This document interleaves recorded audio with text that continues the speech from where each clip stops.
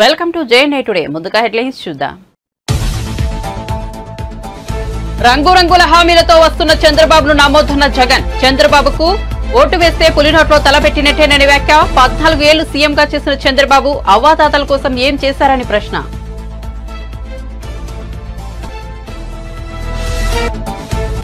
Tadepalli SIT కార్యాలయం వద్ద పత్రాల దహనం. వివరణ ఇచ్చిన సిఐడి. ప్రింటర్లో ఇరుక్కుపోయిన పేపర్లను కాల్చివేశామన్న సిఐడి ఒక తప్పును కప్పిపుచ్చుకునేందుకు 100 తప్పులు చేస్తోందన్న పట్టాభి.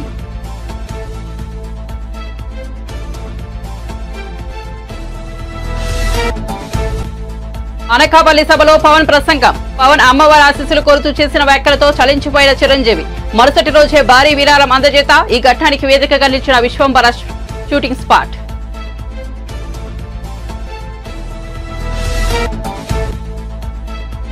మార్చి 26వ తేదీ నుంచి తీహార్ జైల్లో ఉన్న కవిత. కుమారుడి పరీక్షల నేపథ్యంలో బెయిల్ ఇవ్వాలని కోర్టును కోరిన కవిత బెయిల్ పిటిషన్ కొట్టివేసిన కోర్టు.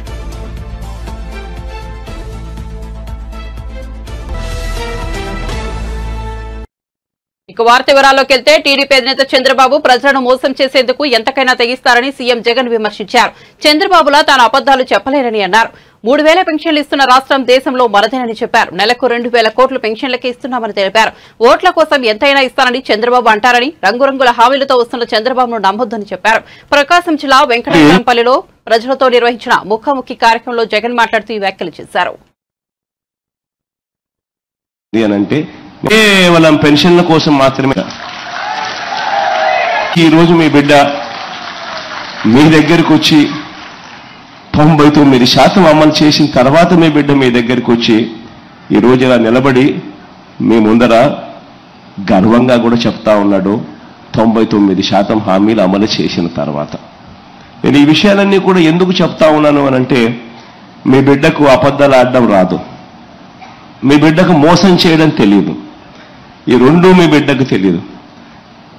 కాబట్టి మీ బిడ్డ వాళ్ళ మాదిరిగా, చంద్రబాబు నాయుడు గారి మాదిరిగా, ఆయన కూటమి మాదిరిగా మీ బిడ్డ వాళ్ళ మాదిరిగా అబద్ధాలతో పోటీ పడలేడు, మోసాలతో పోటీ పడలేదు. ఎందుకంటే వాళ్ళు ఎలాగూ చేసేదే లేదు కాబట్టి, ఎలాగూ చెప్పడానికి ఏముంది, నోటికి అడ్డేముంది, అబద్ధాలకు రెక్కలు కట్టేస్తే సరిపోతుంది, ఎలాగూ చేసేది లేదు కదా అనే మనస్తత్వం వాళ్ళది. కానీ మీ బిడ్డది అలా కాదు. మీ బిడ్డ ఏదైనా చెప్పాడు అనంటే అది ఖచ్చితంగా చేసి చూపిస్తాడు మీ బిడ్డ. అందుకనే మీ బిడ్డ అబద్ధాలు చెప్పలేడు కాబట్టి, మోసాలు చేయలేడు కాబట్టి కొన్ని వాస్తవాలు కూడా మీ అందరి ముందు కూడా ఉంచుతా ఉన్నా. ఈరోజు అందరూ కూడా ఆలోచన చేయమని అడుగుతా ఉన్నా. ఈరోజు 66 జనాభా ప్రకారంగా 5 కోట్ల ఆంధ్ర రాష్ట్రం మంది. ఈ జనాభా ప్రకారంగా చూస్తే ఇలా 66,34,000 మందికి పెన్షన్ అందుకుంటా ఉన్న జనాభా ప్రకారం చూస్తే అత్యధికంగా ఇస్తా ఉన్న రాష్ట్రం జనాభా ప్రకారం మనదే. ఇది ఒకటి గుర్తుపెట్టుకోవాల్సిన అంశం. రెండోది ఏమిటి అంటే, 3,000 రూపాయలు పెన్షన్ ఇస్తా ఉన్న రాష్ట్రం అసలు దేశంలోనే ఇంకొకటి లేదు.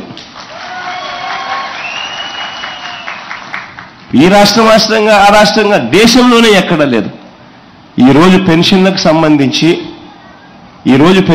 సంబంధించి గతంలో చంద్రబాబు నాయుడు గారి ప్రభుత్వంలో నెలకు 400 కోట్ల రూపాయలు కూడా కాని పరిస్థితి నుంచి ఈరోజు పెన్షన్లకు సంబంధించి నెలకు 2,000 కోట్ల రూపాయలు కేవలం పెన్షన్ల కోసం మాత్రమే ఇస్తా ఉన్న పరిస్థితి.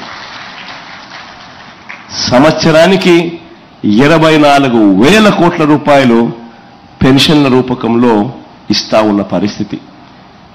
ఈ 58 నెలలుగా మీ బిడ్డ ప్రభుత్వం వచ్చిన తర్వాత ఈ ఏప్రిల్ కూడా కలుపుకుంటే ఏకంగా 90,000 కోట్ల రూపాయలు ఈ పెన్షన్ రూపకంలో అవ్వాతాతల ముఖంలో చిరునవ్వులు చూసేదాని కోసం చేతిలో పెట్టినట్టు అయింది.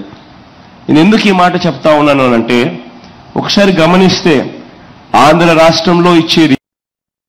మెగాస్టార్ చిరంజీవి జనసేన పార్టీకి భారీ విరాళం ప్రకటించారు. 5 కోట్ల చెక్ ను జనసేనాని పవన్ కళ్యాణ్ అందజేశారు.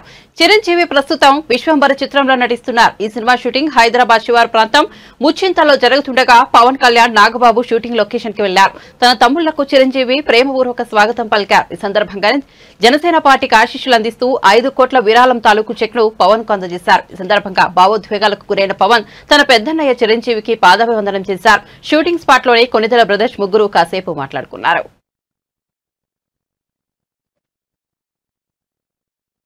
తాడేపల్లి సిట్ కార్యాలయం వద్ద పత్రాల దహనంపై సిఐడి ఇచ్చిన వివరణ పట్ల టీడీపీ జాతీయ అధికార ప్రతినిధి కొమ్మారెడ్డి పట్టాభిరామ్ స్పందించారు. పత్రాల దహనంపై సిఐడి ఇచ్చిన వివరణ హాస్యాస్పదంగా ఉందన్నారు. ఒక తప్పును కప్పిపుచ్చుకునేందుకు సిఐడి 100 తప్పులు చేస్తోందని విమర్శించారు. జిరాక్స్ విషయంలో పేపర్లు ఇరుక్కుపోయాయని, కాగితాలు అస్పష్టంగా ప్రింట్ అయ్యాయని చెప్పడం విడ్డూరంగా ఉందని అన్నారు. కేవలం హెరిటేజ్ కాగితాలే ఇరుక్కుపోయాయా, కేవలం హెరిటేజ్ కాగితాలకే ఇంకు పేడ్ అయిందా అని పట్టాభి నిలదీశారు. సిఐడి వివరణలతో అనుమానాలు మరింత బలపడ్డాయని అన్నారు. కాల్ చేయాలనుకున్న కాగితాలను కట్టలు కట్టి మరీ కాల్చేస్తారా? ప్రింట్లు స్పష్టంగా కనిపిస్తుంటే ఫేడ్ అయ్యాయని ఎలా అంటారని పట్టాభి నిలదీశారు. టీడీపీ నేతలపై పెట్టిన తప్పుడు కేసుల ఆధారాలను కూడా కాల్చేస్తున్నారని ఈ సందర్భంగా ఆరోపించారు. ధూళిపాల నరేంద్ర గారు కానివ్వండి, ఇటువంటి ఫేక్ డాక్యుమెంట్స్ ను కూడా సృష్టించింది ఫేక్ ప్రభుత్వం. ఈ ఫేక్ ప్రభుత్వం కింద ఊడిగం చేస్తున్నటువంటి కొంతమంది అధికారులు ఈ తప్పుడు కేసులు సృష్టించడం వెనక ఉండి కొన్ని ఫేక్ డాక్యుమెంట్స్ ని సృష్టించి మరీ తప్పుడు కేసులు పెట్టారు. అవన్నీ తప్పుడు కేసులు కాబట్టే న్యాయస్థానాలలో కూడా ఏవి కూడా నిలబడినటువంటి పరిస్థితి. రేపు ఖచ్చితంగా ప్రస్తుతం ఉన్నటువంటి ప్రభుత్వం దిగిపోతుంది కాబట్టి, ప్రజల చేతిలో ఘోరమైనటువంటి ఓటమి పాలు కాబోతుంది కాబట్టి, రేపు అధికారంలోకి వచ్చేది టీడీపీ, జనసేన, భారతీయ జనతా పార్టీ యొక్క కోయిలేషన్ గవర్నమెంట్, ఎన్డీఏ గవర్నమెంట్ కాబట్టి ఆ ప్రభుత్వం రాగానే వీటిపైన విచారణ జరిగితే, ఈ ఫేక్ డాక్యుమెంట్స్ అన్ని బయటపడితే వీళ్ల జీవితాలన్నీ తారుమారవుతాయి. కాబట్టి ఇవాళ సిట్ కార్యాలయంలో ఉన్నటువంటి కొల్లి రఘురామరెడ్డి గాని, సిఐడి బాసులు గాని, ఇవాళ పోలీసు ఉన్నతాధికారులు అందరూ కూడా వాళ్ళు సృష్టించినటువంటి ఈ తప్పుడు డాక్యుమెంట్స్ ని దహనం చేసే కార్యక్రమానికి శ్రీకారం చుట్టారు. ఆ రకంగా ఇవాళ అడ్డంగా దొరికిపోయారు. దొరికిపోయి వీళ్ళు ఏం వివరణిస్తా ఉన్నారంటే చదివి వినిపిస్తా. ఇవాళ ప్రజలందరూ కూడా తెలుసుకోవాలి వీళ్ళు ఇచ్చినటువంటి వివరణ ఎంత హాస్యాస్పదంగా ఉందంటే, ఏవైతే కాగితాలు ఉన్నాయో these are all photo copies of lakhs of pages that are being prepared.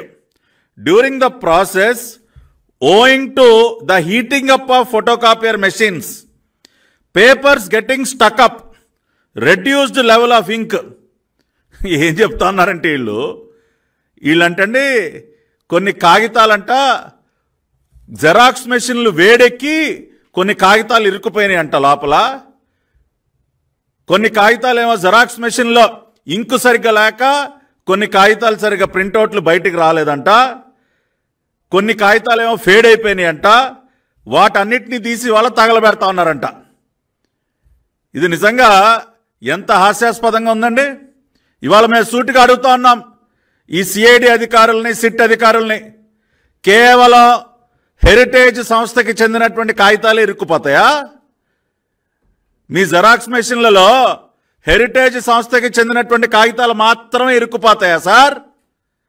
Heritage సంస్థకి చెందినటువంటి కాగితాలపైన మాత్రం ఉన్నటువంటి ఇంకే ఫేడ్ అయిపోతుందా? మీరు సృష్టించినటువంటి తప్పుడు డాక్యుమెంట్లు మాత్రమే ఇరుక్కుపోతాయా జెరాక్స్ మెషిన్లలో? ఎవడి చెవిలో పూలు పెడతా ఉన్నారు సార్ మీరు? ఇవాళ అడ్డంగా దొరికిపోయి దానిని కప్పిపుచ్చుకోవడానికి ఇటువంటి హాస్యాస్పదమైనటువంటి వివరణలు ఇస్తారా? ఒక్కసారి ఆలోచించండి రాష్ట్ర ప్రజలు కూడా.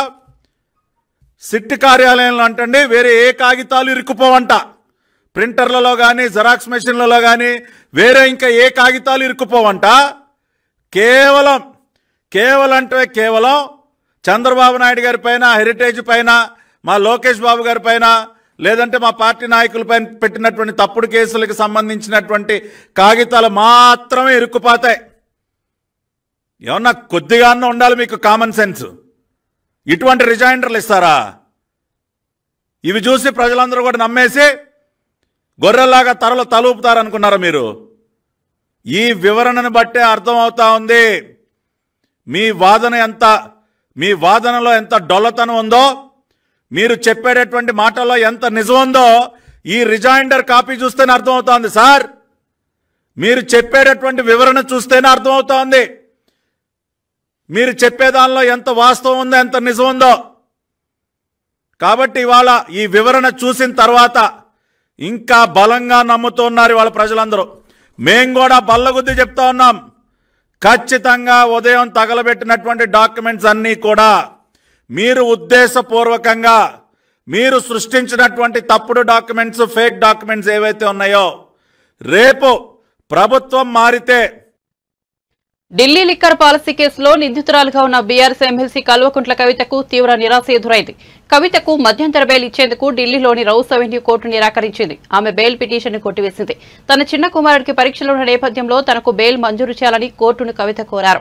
అయితే కవిత బెయిల్పై బయటకు వెళ్తే సాక్షులను ప్రభావితం చేస్తారని కోర్టులో ఈడీ వాదనలు వినిపించింది. ఇప్పటికే కొందరిని కవిత బెదిరించిందని కోర్టుకు తెలిపింది. ఈడీ వాదనలతో ఏకీభవించిన కోర్టు కవిత బెయిల్ పిటిషన్ను తిరస్కరించింది. లిక్కర్ కేసులో కవితను మార్చి 15వ తేదీన ఈడీ అరెస్ట్ చేసి తొలుత ఈడీ కస్టడీలో ఉన్న కవితకు కోర్టు జ్యుడిషియల్ రిమాండ్ విధించింది. ఈ క్రమంలో మార్చి 26వ తేదీ నుంచి ఆమె తిహార్ జైల్లో ఉంటున్నారు. ఆమె జ్యుడిషియల్ రిమాండ్ ముగియబోతోంది. ఆమె జ్యుడిషియల్ రిమాండ్ కు కోర్టు పొడిగించే అవకాశాలే ఎక్కువగా ఉన్నాయి. ఈ ఎన్నికల్లో వైసీపీ మళ్లీ గెలవడం అసాధ్యమని ప్రముఖ ఎన్నికల వ్యూహకర్త ప్రశాంత్ కిషోర్ సంచలన వ్యాఖ్యలు చేసిన సంగతి తెలిసిందే. ఎన్నికలకు సమయం దగ్గర పడుతున్న తరుణంలో ఆయన చేసిన వ్యాఖ్యలు వైసీపీ శిబిరాన్ని ఆగ్రహానికి గురిచేశాయి. తాజాగా ఏపీ మంత్రి బొత్స సత్యనారాయణ మాట్లాడుతూ పీకేపై తీవ్ర ఆగ్రహం వ్యక్తం చేశారు. టీడీపీ అధినేత చంద్రబాబు కోసం ఏపీ రాజకీయాల గురించి ప్రశాంత్ కిషోర్ మాట్లాడుతున్నారని విమర్శించారు. విశాఖలో మీడియాతో మాట్లాడుతూ ఆయన వ్యాఖ్యలు చేశారు. రైతు భరోసా కేంద్రం తీసుకొచ్చాడు, రైతులకు బలోపేతం చేస్తూ వాళ్ళకి అన్ని కూడా డోర్ స్టెప్కి తీసుకెళ్ళి ఆలోచన చేసి ఆ కార్యక్రమం చేశాడు. ఆయన ఆలోచన అది. చంద్రబాబు నాయుడు ఆలోచన అమరావతి, దోపిడీ, సామాజిక బలోపేతం, ఇది ఆయన ఆలోచన. దానికి తగ్గట్టు ఆ అధికారులు వచ్చి దానికి తగ్గట్టు 1,20,000 కోట్లకి ఇచ్చి ఒక ప్రణాళిక తయారు చేసి అమరావతికి ఇచ్చారు. అది 20 సంవత్సరాలు 15 తయారవుతాడు, 15 సంవత్సరాలు అవుతుంది. అదొక 5 లక్షల కోట్లు, 10 లక్షల కోట్లు అయిపోద్ది. అప్పుడు రాష్ట్ర మొత్తం అంతా కూడా దోచి వచ్చని ప్లాన్ చేశారు.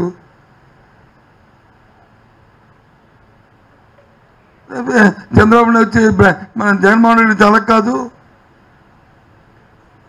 మనంతా చాలా పావర్టీతోని మన తాలూకా ఇది పర్ క్యాపిటా చాలా తక్కువగా ఉంది. ఈ పర్ క్యాపిటల్ని పెంచాలి. 1,50,000 కాదు, మన నేషనల్ యావరేజ్ దాటి దగ్గరికి వెళ్ళాలని ఇప్పుడు 2,20,000 వచ్చింది పర్ క్యాపిటల్. ఎందుకు అది ఆయన వచ్చేసాడు. ఇది వాస్తవం కాదు చెప్పండి, నేను చెప్తుంది అబద్ధాలా?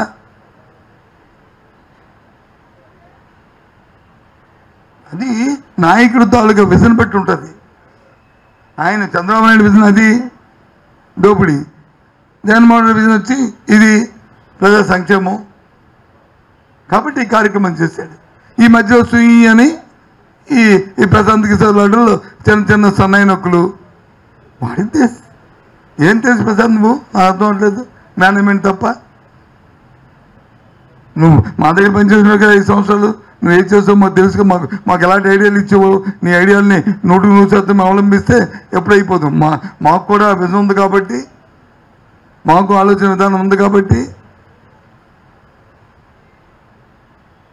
అందుకే 2వ సారి వచ్చిన బాబు నీకోసారి నమస్కారం బాబు, బై బై సీ అని చెప్పాం.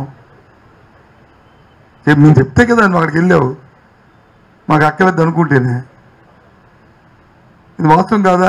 మనస్సాక్షిగా నీ మనస్సాక్షి తెలుసు, మా మనస్సాక్షి తెలుసు. ఎందుకు ఇవన్నీ? లీడర్కి డెఫినేషన్ తెలియదా మాకు? ప్రొవైడరా? వాట్ నాన్ ఏంటి ప్రొవైడ్? ఏంటి ప్రొవైడ్? దేనికి provider? Chandrababu Naidu provider, manipulator, management. కాబట్టి లీడర్లు అనుకునే వాళ్ళు నాయకత్వం వహిస్తున్నప్పుడు దీర్ఘకాలం ప్రయోజనాలు, దీర్ఘ ఆలోచనతో ఉంటే ఆ వ్యవస్థ కానీ ఆ ప్రభుత్వాలు కానీ బాగుపడతాయి. హామీలిచ్చి మరచిన జగన్ వైఎస్ఆర్ వారసుడు ఎలా అవుతారని ఏపీపీసీసీ అధ్యక్షుల వైఎస్ షర్మిల ప్రశ్నించారు. వైఎస్ఆర్ జిల్లాలో అవి ఎన్నికల ప్రచారం నిర్వహించారు. జగన్ పాలనకు వైఎస్ఆర్ పాలనకు పొంతనే లేదని మండిపడ్డారు. హంతకులకు ఓటు వేయొద్దని ప్రజలకు విజ్ఞప్తి చేశారు. రాజశేఖర రెడ్డి గారిది హస్తం గుర్తు. మైక్ ఇస్తా.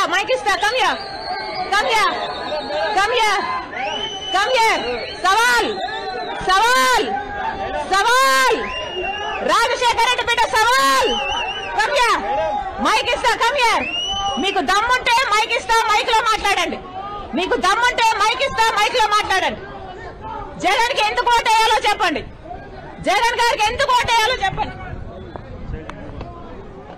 అక్క నమస్తే అక్క అక్క నమస్తే అక్క జగన్ ఎందుకు ఓటేయాలంటే 2011లో పార్టీ పెట్టినప్పటి నుంచి జగన్మోహన్ రెడ్డి గారు మా కోసం తిరుగుతానే ఉన్నాడు సమస్యలు ఏమున్నా మా కోసం వచ్చినాడు విన్నాడు మా సమస్యలు విన్నాడు నేను ఉంటానని చెప్పినాడు చెప్పిన మాట ప్రకారం జగన్మోహన్ రెడ్డి గారు మాకు అన్ని చెప్పిన ప్రతి ఒక్క హామీ నెరవేర్చినాడు పేద ప్రజల కోసం ఆయన చేసినాడు ఇక్కడ వచ్చిన ప్రతి ఒక్కరికి వారి కుటుంబాల్లో ప్రతి ఒక్కరికి సంక్షేమం అందింది తెలంగాణలో కూడా చెప్పారు నేను తెలంగాణలో ఉంటాను మీరు కూడా రండి మాతో అందరంగా మీరందరూ మాతో కలిసి జై జగన్ గొప్పగా చెప్పాడు అదే జగన్మోహన్ రెడ్డి గారి కోసం 3200 కిలోమీటర్లు పాదయాత్ర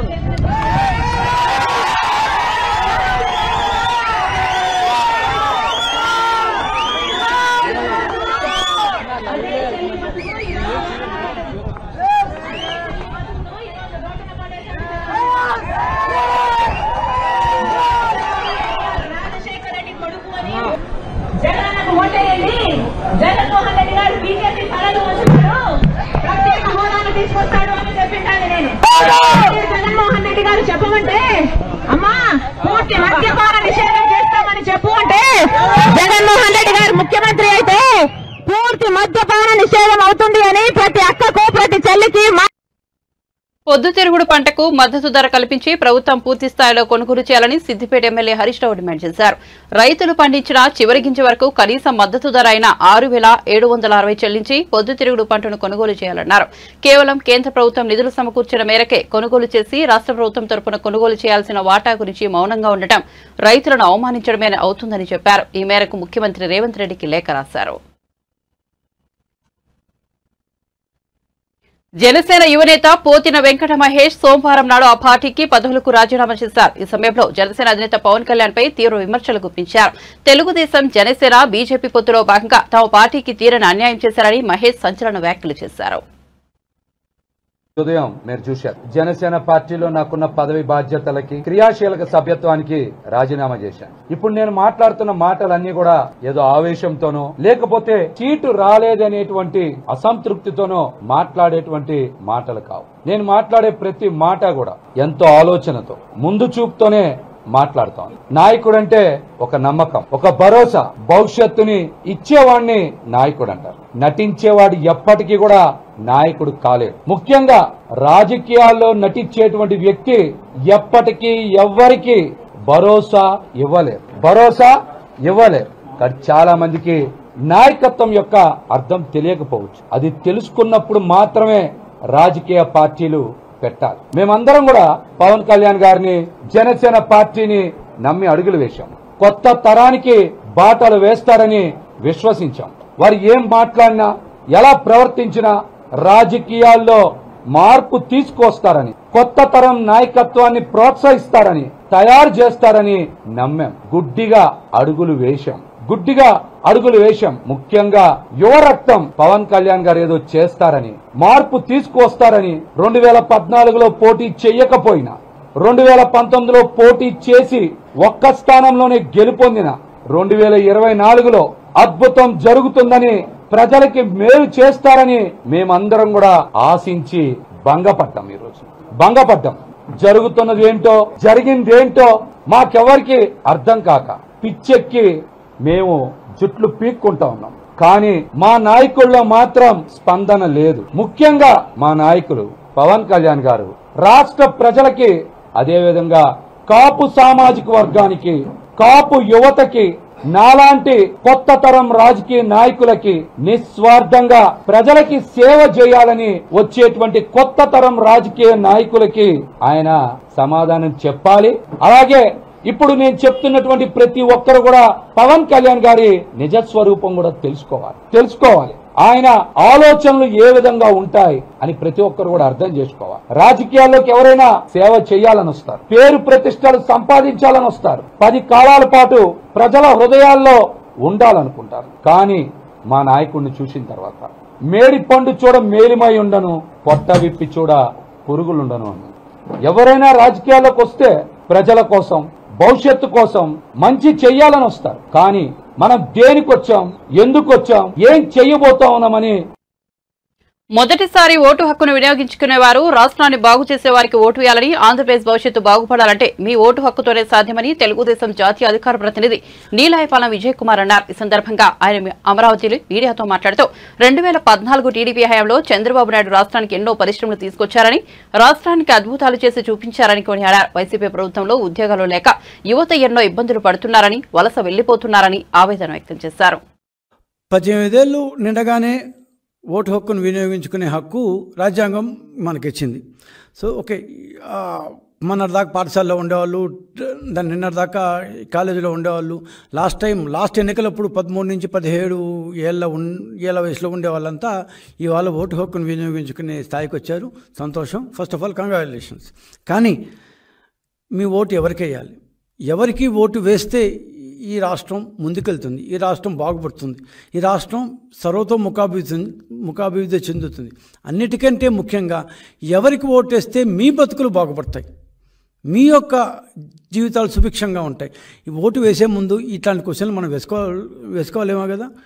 అమ్మా నాన్నలు చాలా కష్టపడి చదివించుంటారు మిమ్మల్ని.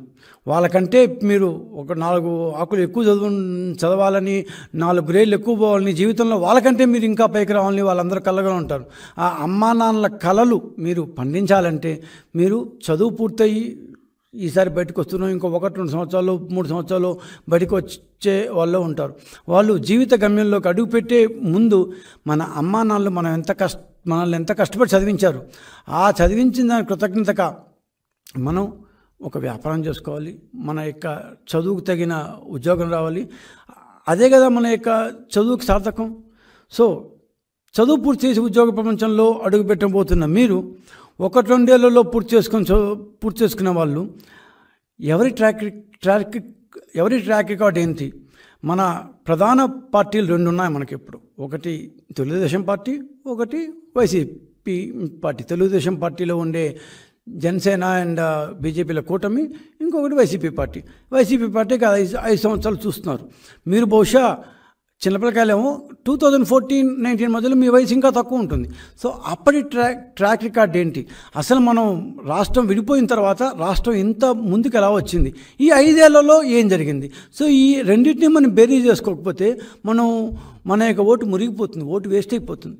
సో బేసిక్గా ఆంధ్రప్రదేశ్ విభజన జరిగిన తర్వాత 2014-19 మధ్యలో తెలుగుదేశం ప్రభుత్వం, 1924 మధ్యలో ఉన్న వైసీపీ ప్రభుత్వం, ఈ 2 ప్రభుత్వాల్లో వైసీపీ తెలుగుదేశం ప్రభుత్వాల్లో ఏ ప్రభుత్వం జీవనోపాధులను ఎక్కువగా సృష్టించింది? తెలంగాణ ప్రజలకు, తెలంగాణ ద్రోహులకు మధ్య జరుగుతున్న ఎన్నికలు ఇవి అని BRS leader RS Praveen Kumar స్పష్టం చేశారు. కరీంనగర్ స్మార్ట్ సిటీ కావాలి, ప్రపంచ పటంలో కనిపించాలని, గుండెల నిండా ప్రేమ ఉన్న వినోద్ కుమార్ కు గుట్కా ప్యాకెట్లకు మధ్య జరుగుతున్న యుద్దం ఇది అని ఆయన తేల్చి చెప్పారు. కరీంనగర్ పార్లమెంట్ పరిధిలో నిర్వహించిన కరీంనగర్ యుద్దభేరి సభలో ఆయన పాల్గొని ప్రసంగించారు. పాలనకు 100 రోజుల అబద్ధాలకు మధ్యలో యుద్ధం జరుగుతున్నది. అవునా కదా? 10 సంవత్సరాల అద్భుతమైన పాలనకు 100 రోజుల పాలనకు, 100 రోజుల అబద్ధాల పాలనకు మధ్యలో యుద్ధం జరుగుతూ ఉన్నది.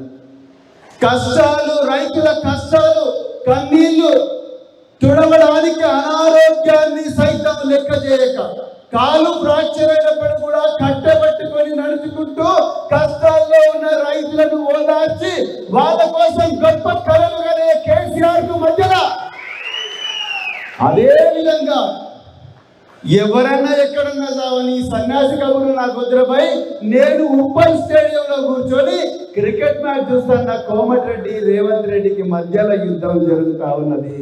అనగా ఈరోజు గుండెల నిండా ప్రేమ ఉండి నా కరీంనగర్ స్మార్ట్ సిటీ కావాలి, నా కరీంనగర్ ప్రపంచ పటంలో కనిపించాలని గుండె ధైర్యం, గుండెల నుండా ప్రేమ ఉన్న వ్యక్తికి వినోద్ కుమార్ గారికి మరి గుట్కా పాకెట్లకు మధ్యలో యుద్ధం జరుగుతా ఉంది.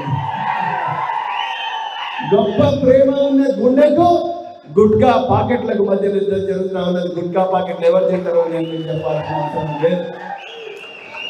మిత్రులారా, ఇది ఆశయానికి, ఒక గొప్ప ఆశయానికి, ఒక అహంకారానికి మధ్యలో జరుగుతున్న యుద్ధం. అహంకారం అని ఎందుకని అంటున్నంటే, పెద్దలు కేసీఆర్ గారు 200 మంది రైతులు ఇప్పటికే చనిపోయినంటే నిజంగా తెలివైన ముఖ్యమంత్రి అయితే ఏం చేస్తాడయ్యా? నిజమా? అయితే వాళ్ళ లిస్ట్ ఇవ్వండి దయచేసి, నేను వాళ్ళ దగ్గరికి వెళ్తాను, వాళ్ళ అడ్రస్ చెప్పండి, వాళ్ళ కాంటాక్ట్ చెప్పండి, వాళ్ళ పిల్లలను తీసుకురండి, లేకపోతే నేను వాళ్ళ పిల్లల దగ్గరికి పోతాను, నా చేతిలో ఉన్నంత వాళ్ళకి ఇస్తాను, వాళ్ళని కాపాడుకుంటానే వాళ్ళు నిజమైన మానవతావాది. కానీ వాళ్ళ అహంకారం ఏమంటున్నది? అహంకారం ఏమంటున్నదంటే, మీ దగ్గర లిస్ట్ ఉంటే ఇవ్వండి, మేము వెరిఫై చేస్తాం, దాని తర్వాత కోడ్ అయిపోయిన తర్వాత తీస్తాం, అంతవరకు మీ క్రికెట్ మ్యాచ్ చూసుకోవాలి, మమ్మల్ని డిస్టర్బ్ చేయకండి అంటుంది అహంకారం. ఎవరికి వేయాలి మనం? ఆశయానికి వేయాలా, అహంకారానికి వేయాలా? గట్టిగా చెప్పండి. నిజానికి వేయాలా? మెదక్ పీఆర్ఎస్ లోక్సభ అభ్యర్థి వెంకట్రామరెడ్డిపై కేసు నమోదైంది. పార్లమెంట్ ఎన్నికల ప్రచారంలో నిబంధనలు ఉల్లంఘించారంటూ ఎన్నికల ఫైల్స్ పోలీసులకు ఫిర్యాదు చేసింది. ఎన్నికల కోడ్కు వ్యతిరేకంగా వెంకట్రామరెడ్డి ప్రభుత్వ ఉద్యోగులతో సమావేశం నిర్వహించారని ఫిర్యాదులో పేర్కొన్నారు. వారిచ్చిన ఫిర్యాదుల మేరకు వెంకట్రామరెడ్డిపై పోలీసులు కేసు నమోదు చేశారు. ఈ పరిణామంపై బీజేపీ ఎంపీ అభ్యర్థి రఘునందన్ రావు స్పందించారు. మంగళవారం ఆయన మీడియాతో మాట్లాడుతూ వెంకట్రామరెడ్డి నిబంధనలు ఉల్లంఘించారని అన్నారు. నిబంధనలకు విరుద్ధంగా ప్రభుత్వ ఉద్యోగులతో అక్రమంగా సమావేశం నిర్వహించారని తెలిపారు. స్టేట్ జిల్లా కలెక్టర్ సిద్దిపేట గారికి ప్రభుత్వ టెలిఫోన్ నెంబర్ కి నేను కాల్ చేసి సేమ్ మ్యాటర్ ని ఫిర్యాదు చేశాను. Sir, model code of conduct కి భిన్నంగా ఇక్కడ ఒక సమావేశం జరుగుతుంది, ప్రభుత్వ ఉద్యోగులు ఈ సమావేశంలో పాల్గొంటున్నారు, బహుశా పాత కలెక్టర్ ఇంకా జిల్లా కలెక్టర్ అనుకొని అందరు అధికారులను పిలిచి మీటింగ్ పెడుతున్నాడు సార్ అంటే, ఇప్పుడే పంపిస్తామని అయ్యగారులు అందరూ వచ్చేసరికి రాత్రి 10:10 జరిగింది. ఫంక్షన్ హాల్ కి ఎఫ్ఎస్టీ టీం వచ్చేసరికి, ఫ్లయింగ్ స్క్వాడ్ వచ్చేసరికి ఎవరు చెప్పిరని నాకు తెలియదు. నేను కలెక్టర్ గారు, ఎస్పీ గారు, సిపి గారు చెప్పిరని నేను అనను, కానీ సమాచారం మాత్రం వెంకట్రామరెడ్డి గారికి చేరింది.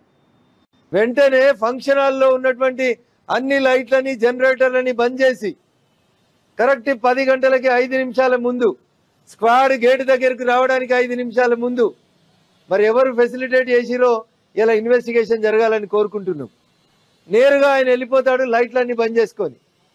ఈ లోపల వీళ్ళు వచ్చేట్లేరని మా భారతీయ జనతా పార్టీ నాయకులు, కార్యకర్తలు ఫంక్షన్ హాల్ కి గేట్ బయట నిల్చొని వీడియోలు తీసే కార్యక్రమం మొదలు పెడితే, చిమ్మ చీకటి చేసి అమావాస్య రాత్రి లైట్లన్నీ ఆఫ్ చేసి మహిళా ఉద్యోగులు కూడా ఫంక్షన్ హాల్ గోడలు దుంకి పారిపోవడం స్టార్ట్ చేసినారు. We recorded it. కార్ల నెంబర్లు, మోటార్ సైకిళ్ల నెంబర్లు, గోడలు దుంకుతున్నటువంటి ఫోటోలు, వీడియోలన్నీ కూడా రికార్డ్ చేసినాం.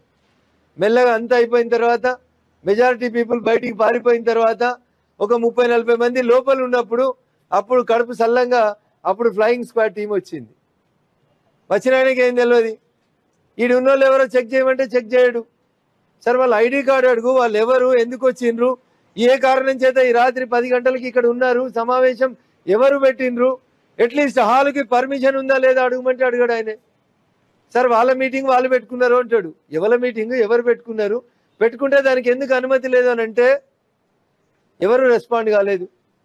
ARO, assistant returning officer Siddipet, RDO స్థాయి అధికారి, రాత్రి నేను 9:45 నుంచి అర్ధరాత్రి 12:30 దాకా ఆయన దగ్గర ఉన్నటువంటి అధికారిక టెలిఫోన్కి ఒక 50 సార్లు ఫోన్ చేస్తే సార్ 12:30 మేల్కొన్నాడు.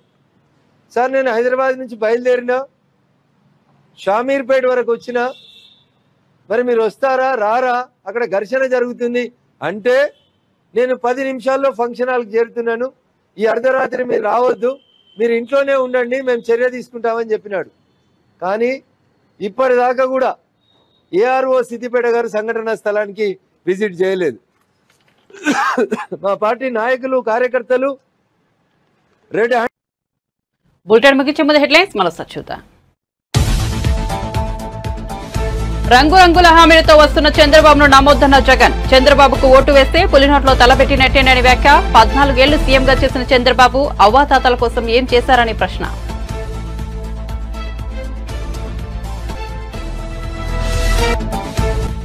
తాడేపల్లి సిట్ కార్యాలయం వద్ద పత్రాల దహనం వివరణ ఇచ్చిన సిఐడి ప్రింటర్లో ఇరుక్కుపోయిన పేపర్లను కాల్చివేశామన్న సిఐడి ఒక తప్పును కప్పిపుచ్చుకునేందుకు 100 తప్పులు చేస్తోందన్న పట్టాభి.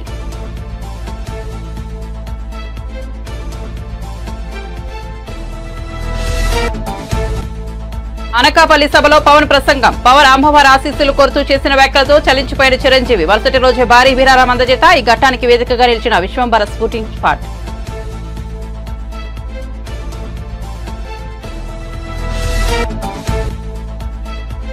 మార్చి 26వ తేదీ నుంచి తిహార్ జైల్లో ఉన్న కవిత. కుమారుడి పరీక్షల నేపథ్యంలో బెయిల్ ఇవ్వాలని కోర్టును కోరిన కవిత బెయిల్ పిటిషన్ కొట్టివేసిన కోర్టు.